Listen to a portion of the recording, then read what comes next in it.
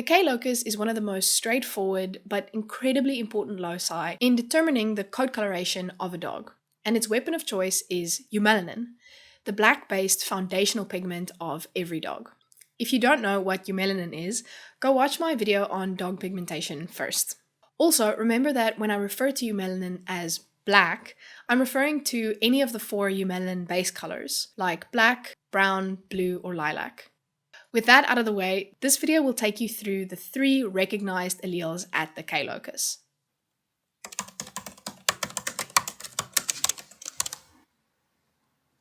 The first allele is dominant black, written as KB, which causes a solid black coat and prevents the expression of the A locus.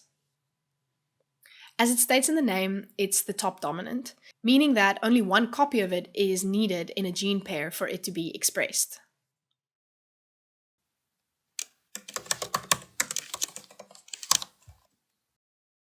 The second allele is Brindle, written as KBR.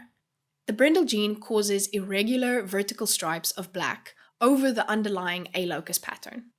The resulting phenotype is very distinct, but the gene itself is surprisingly unpredictable. It evolved from a combination of the 2 other alleles, dominant black and non-black, resulting in a gene that is incredibly difficult to test for. Because of this, brindle dogs almost always test as having one dominant black gene and one non-black, even though we can see from their coat that they actually have at least 1, if not 2, brindle genes. There are very few testing companies that can reliably detect brindle, making it almost impossible to know if your dog might be a carrier of the gene.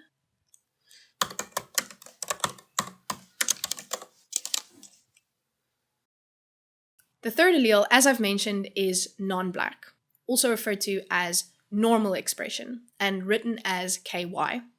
Normal expression refers to the A locus, because the non-black gene has no effect on the coat color, instead relying on the A locus for the coat coloring and pattern.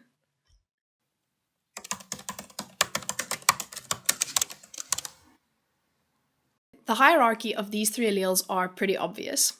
Dominant black is the top dominant and needs only 1 copy to be expressed, but brindle is dominant over non-black, meaning that a pair of 1 brindle gene and 1 non-black gene will result in a brindle coat. As a whole, these 3 alleles are pretty simple to understand, but remember that they are subject to genes at other loci that can impact them. Genes at the B and D loci can brown or dilute that eumelanin pigment. Merle can dilute patches of it, and genes at the S locus can cause white patches with no pigment whatsoever.